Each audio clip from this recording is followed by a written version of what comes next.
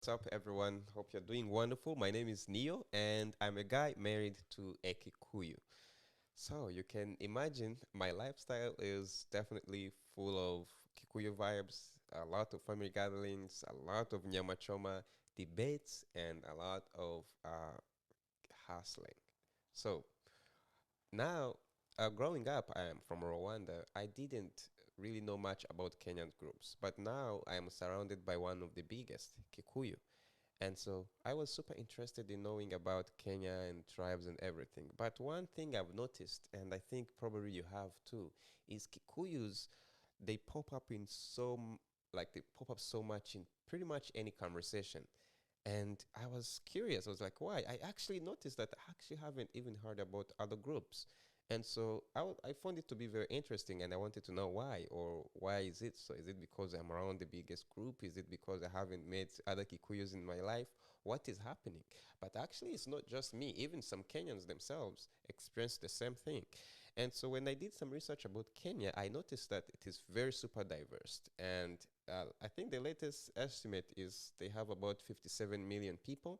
That is a big number of people. And with, the, with languages, there's about 68 languages spoken and around 61 plus a lot more indigenous ones. And then English and Swahili, of course, is the official languages that they speak. But something very impressive is when you go in people's households, you're going to notice that a lot of Kenyans actually are multilingual. They speak more than one language. They can speak three, four, because of existing these tribal languages, and that is super impressive. And most, if you've noticed it, and then about tribes, I've noticed that there are 42 that are recognized. And then when you count some sub groups, they are going to be over 70. And so, really, with these numbers, there's none that dominates the most. Then I was like, okay, let me look at the ones that most people talk about and see the distribution. I noticed that Kikuyu is definitely the largest with 17% of Kenyans. And then Luya, 14%. Kalenjini, 13 to 15%. Then Luo, 11 to 13%, and so on. So there's Kamba, there's Somalis, there is Kisi, etc. And so definitely Kikuyus is the biggest group. But even with that, it is still under 1 in 5 of Kenyans. And so, but still, why does it feel like they're everywhere? In news, in memes, everywhere. And I thought that was super interesting. And so, but one of the things I have paid attention to and realized that most of them share it is I've noticed that they have pride in certain things. And these things that they have pride in, they spark a lot of headlines, a lot of reactions, and a lot of debates and controversy. So I was like, okay, now let me pay attention to these distinctions and maybe I'm going to find something.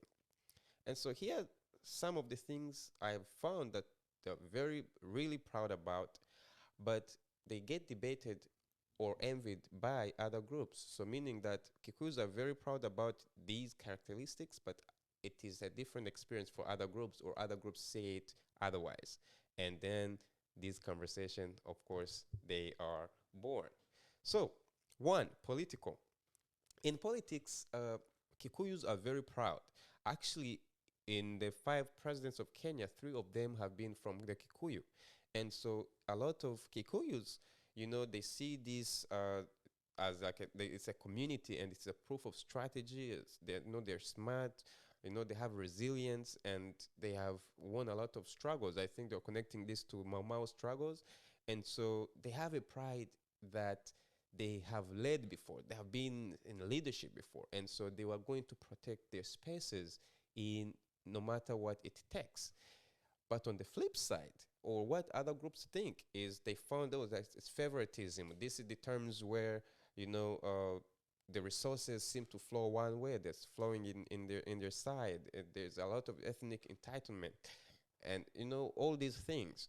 But that's not what Kikuyus think about, and that is why conversation about these surface in a lot of ways.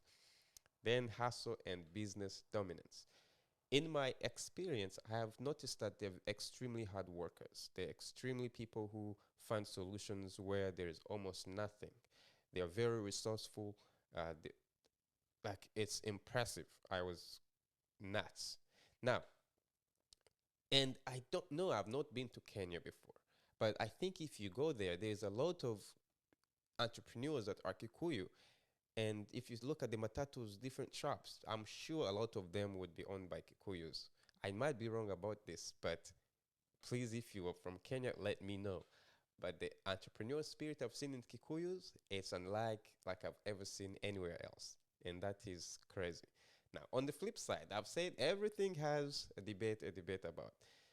So a lot of other groups or other Kikuyus, they see this as greedy. It's like they are, they take everything, a lot of stereotypes about these things, there's like it's they're trying to get attention, all kind of jealousy type of stuff. I don't see anything wrong with hardworking, doing all kinds of this, and I think most people would agree with me. Yeah. Then there is also another cultural identity. This is something I have noticed, and in a lot of other cultures like um, Vietnam, you will see a lot of Vietnamese speaking their language in a lot of settings, whether it's English settings, they will have a group where they're speaking their language. The same applies to Kikuyus. They really speak their language freely, no problem, in any setting. It's almost impossible to see culture. Like, basically, the pride here is we know who we are, and there is no dilution. And I think that's beautiful because when I'm around different groups and they're speaking different languages, so, sometimes of course you're like, okay, what are they talking about? But there's a beauty in just seeing how people can understand each other without just using English. And I thought that was pretty cool. And so the flip side, or what other people say here, is it can feel, exclusive, or it's clannish, especially doing it in the mixed settings, and it can, it can fuel Kikuyu privilege talk. These are pretty much, maybe there is some reasoning or some truth behind this, uh, but I guess some of these things are one that makes Kikuyu really pop up in all kinds of conversation, unlike other groups, which is why I was super interested to find out more. And but the point here I'm trying to make is this is not about good versus bad when I'm talking about these groups. I'm just interested in this because I just wanted to know, okay, what makes Kikuyu stand out more? Once they have pride in leadership, they have pride in history, which all creates visibility, definitely love, and a lot of controversy, which is why people exist. That's a fact. And I think that's why you hear more about them. I don't know if you have a different take on this, if you have a different experience, a different perspective, or a different reasoning behind this. I'm definitely very much interested in learning more, discovering more, and finding out all these interesting things. And of course, 100% super much interested in learning and knowing about other tribes as well. So anyways, thanks again for watching this video, and I can't wait to see what you guys think about it. You have a wonderful day. Bye.